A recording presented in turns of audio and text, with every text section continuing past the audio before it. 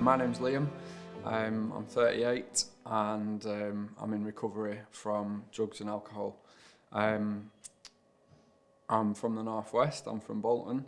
I'm the youngest of four and I had a pretty typical childhood. I would say I experienced normal things. My mum and dad were on and off and off and on, but both I was loved and I was happy. I guess going into secondary school was where things started to change. I'd moved to a new area. I was the only kid from my primary school, so really keen to make friends, and I found that tough. Making friends was all right, but I think that change was tough. And about the age of 13, 14, I started to experiment with drugs and alcohol. Like a lot of people were doing my age, for me that was smoking cannabis and drinking.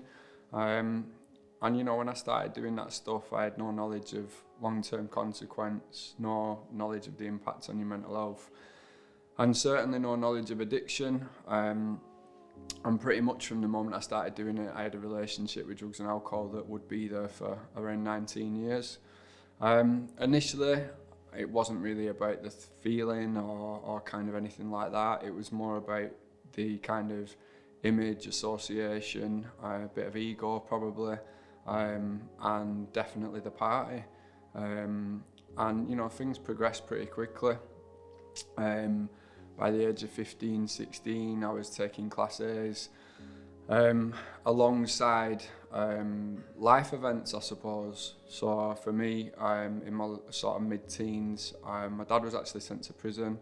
And I think that, coupled with my relationship with drugs and alcohol, kind of created a bit of a perfect storm, in that I had probably quite a lot of emotion, thoughts, feelings. I was a young lad who wasn't very good at talking, and I had a relationship with drugs and alcohol that was far easier to turn to than anything else. And I think that kind of set a precedent maybe of what would happen over the years to come. So yeah, I think I turned to drugs and alcohol more and more. I started to live a bit of a double life. I had different groups of friends for doing different behaviours or drugs, and that was a pattern that just continued for many years. But I think one of the things that maybe challenges some of the sort of perception around drug and alcohol use is that I was still hitting the milestones I was supposed to hit. I was seen as doing okay, I was seen as popular, I was into my martial arts, I was seen as fit and healthy. I still got my exam results, I went to college, all that kind of thing. And I did it all with drugs and alcohol propping it up. And you know, around that time, I don't think anything stood out to me because the people I hung about with were doing similar things. The fact that I might have done it more, the fact that I might have done it to a greater excess and maybe couldn't stop in the same way other people did, it just didn't stand out. And that carried on for a few years. You know, I was probably in my early 20s before I really noticed I had a problem, but I didn't think the problem was drugs and alcohol. I thought the problem was going out. And so I did a few things that tried to address that problem. You know, I stopped going out as much, moved my long-term girlfriend in, and you know, for a while that maybe helped, but in that same decision-making process I decided that I was going to okay the fact that I could use on my own at home, quite often in secret. And I think that was a real game changer in terms of my addiction, because at that point then there was no social side, there was no party, and the impact on my mental health was considerable. And for a few years, you know, I probably functioned, for want of a better word. You know, I was going into work and kind of doing the things that I was supposed to do. I was living with my long-term girlfriend, we got married, we had our first child, but very soon the consequences of that ongoing behaviour that had been going on for years started to come. So I didn't like the person that I was. I knew I wasn't being a good dad or husband. And my behaviour was changing. I was never really honest about my drug and alcohol use, but people were noticing I'd changed. And fast forward, you know, just a few years, and I'd gone from someone who socially used and partied to someone who used at the weekend, to someone who binged at the weekend, to someone who used most evenings, to eventually someone who was using 24/7. I was taking a cocktail of drugs, drinking heavily to kind of mask the drugs that I was doing. And and you know, all the while the world probably saw me as successful. You know, I was involved in a professional business. I was a director and shareholder. I had a good material lifestyle, and I had a wife and 3 kids at this point. And yet I felt like I was falling apart. And very soon after that, I kind of did fall apart. So we sold the business that I had, and very quickly after that, I got, you know, some what I would call life-changing money, but my life didn't change in the direction that I thought it would. So the consequences came. I got caught doing things that I shouldn't be doing. My drug use started to come to the surface. My mental health was on the floor. I was paranoid. I was looking over my shoulder. I crashed 4 cars in a week.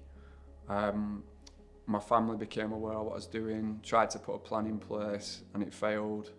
I reached out to a friend who was in recovery. Very quickly I was put into a treatment centre, a rehab. I got an education in the rehab, but in all honesty I struggled when I came out. I'd done something for 19 years in my environment and had to go back into that environment and be a different version of myself, and I found it really difficult. I found it really difficult to be around all the people that I'd hurt, my loved ones and family members, and I kept relapsing. And things got pretty dark at that point. You know, my family, I think the hope that I was going to make it had faded. They asked me to plan my own funeral at the age of 32, make arrangements for my children on my birthday when I'm not here. I got psychosis, where you see and hear things that aren't real. And yeah, it wasn't looking very bright, to be honest. Shortly after this, that friend that I'd kind of reached out to, who was in recovery, offered me somewhere to stay. I ended up living with him for around 4 months, and that was a massive turning point with my addiction and my recovery. I was able to be around someone who had a knowledge of recovery. They were a safe pair of eyes and ears, and I was able to try and build this thing called recovery in the real world. And thankfully, you know, fast forward to where I am today, I've got an established recovery. I'm totally abstinent from drugs and alcohol, and I've got a good life, and I genuinely believe that I had a good life waiting for me. I just needed some help on how to live it. I'm grateful that I got that help and I can sit here today. So following on from your experience, why do you think it's important that people become more aware? Because I think that, you know, the issue around drugs and alcohol isn't going anywhere. I think people need to be more aware of the dangers. I think people need to be more aware of how to do certain things responsibly, and also the warning signs when things are starting to take a turn for the worse. You know, not everyone has to go to where I did to find recovery. Not everyone has to enter recovery or be an addict. But I think if people have got the knowledge and information, then potentially they can make some more positive lifestyle choices that will keep them safer, so people don't have to go where I did.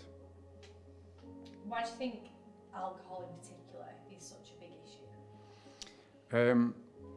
I think alcohol is a massive issue, and I think it has been for some time. I think it's part of our society, part of our culture. It's legal, and what that means is that usually the problem with alcohol has to get far worse before it's really identified.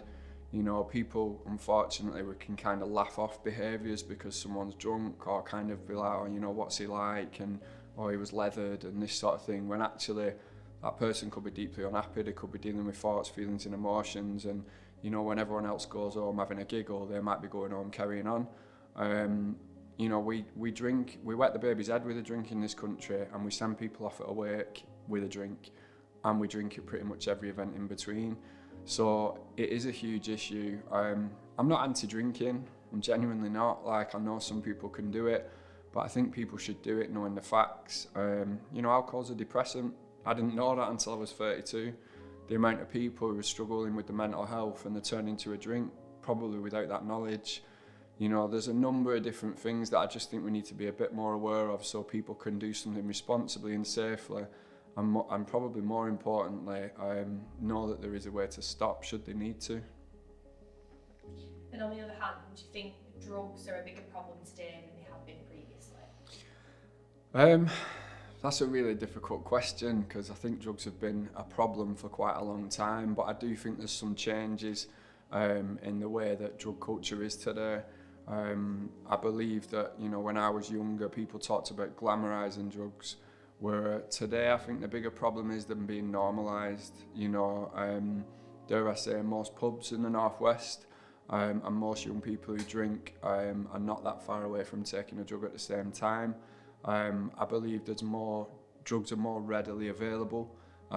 Access to drugs has got far easier. Again, when I was younger, you had to know someone who knew someone and meet someone and all that sort of stuff. And, you know, we do a lot of work with young people, and to quote one of them who wasn't even 16, he said, I can get a certain type of drug quicker than I can get a pizza. You know, so it is actually a massive issue. Whether it's a bigger problem, I'm not sure, but I think it's a different problem than we had before. They're more readily available. The variety of drugs is wider. You know, prescription drugs, for example, often people think of street drugs, but prescription drugs, they're not illegal. I can buy them off the internet and they'll be delivered to my door. That didn't exist before. So I think the problem is very different and potentially bigger, yeah. What is the potential impact of excessive drug and alcohol use? Well, the list is long, and I suppose it depends on the drug or alcohol and your behaviours and all that sort of stuff. But I suppose to sum it all up, physical health problems, definitely. Excessive drinking over a period of time have a massive impact on your body. You're putting yourself at risk.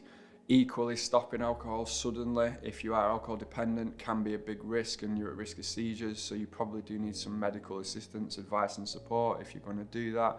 And drugs, yeah, massive consequences. You know, people think about overdosing and kind of like taking drugs over a long period of time. Unfortunately, there's some sad cases. You know, you only need to take one drug once, and if your body reacts a certain way or it's a bad batch, you know, you might not be coming round. So physical health is massive, but I suppose the one that I've experienced and definitely think needs mentioning in more arenas is the impact on your mental health. You know, most people who are taking drugs and alcohol excessively are not doing so because they are happy, content people. Most people who do that kind of thing have got issues and struggles. Couple that with the potential impact of the drugs and alcohol on your mental health, you know, things like anxiety, depression, suicidal thoughts, low mood. You know, I mentioned already alcohol is a clinical depressant. You know, the impact on your mental health of those things over a period of time, mixed with other thoughts, feelings and emotions, is massive, and unfortunately we see a lot of sad stories as a result. So if somebody did want to make changes with their relationship with drugs and alcohol, what advice would you give them? So I think there's kind of like two routes to go down here, and I think it's really important to say if somebody's watching this and wants to make changes, it doesn't mean you're an addict. You know, many people might just watch this and think, you know what, I'm going to do things a bit better than I've done them before, and I think that's positive. You know, I think making positive lifestyle changes doesn't mean you have to have had a crippling problem. It might just mean that you're going to protect yourself, and I'd encourage anyone to do that. You know, so positive things you can do, make sure you're around good people and places. If you are going to drink, for example, make sure you're in good company, make sure you're with people you trust.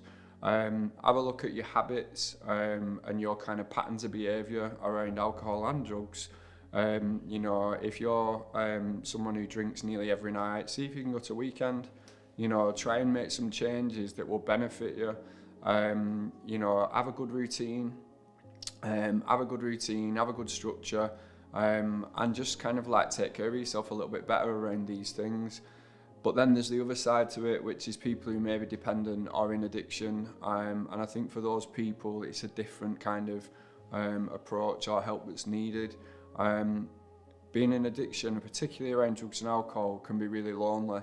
And it can be really difficult to come forward because of fear of judgment and perception and kind of like what will people think, and you know, covering it up's tiring. You know, trying to hide that sort of behaviour for such a long period of time is draining and tiring. One thing I will say is my life got better when I started to ask for help. It might not have been easy, it might not have been straightforward, but it got better when I started to ask for help.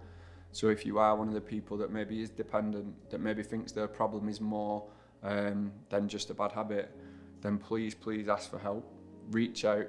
That can be to someone you trust. For me, it was a friend. For someone who's got your best interest at heart. And then beyond that, there's, you know, a number of different ways and means you can get help. But I think the first thing is to share with someone you trust that you are struggling, because you're probably going to need some help and support in making the changes that are needed. So following on from that, where would you suggest someone go to for help? So there's lots of different ways and routes that you can go to get help. I would always recommend with drugs and alcohol, and it can be scary and I do get it, but you should go and see your GP and inform them. Your GP won't judge you, you won't be the first person to stand in front of them and say you've got a problem. That might not be your route to recover, but I think it's really important that the people who are advising you medically are aware that you've potentially got a drug and alcohol problem, particularly with alcohol, because there can be complications when stopping. Alongside that, there's many support services, you know, and there's lots of different ways to recover. You know, some people might choose to go down the therapy or counselling route. Some people might go to what we call peer support groups or fellowship meetings. And then there are treatment centres, there's rehabs, there's day habs, there's a whole variety of different places, as well as dedicated drug and alcohol services within most towns, and I know there is in Wigan, which we will mention in another video. But yeah, so there's quite a few different ways and means. What works for one might not work for another. What I would say is speak to your GP, try some of those routes. If that route isn't for you, don't give up on getting the help and support, go to the next one. But one of the biggest things for me was understanding. Once I'd shared the fact that I needed help, to feel like I was understood and not alone, kind of gave me the confidence to then keep going and keep accessing those services.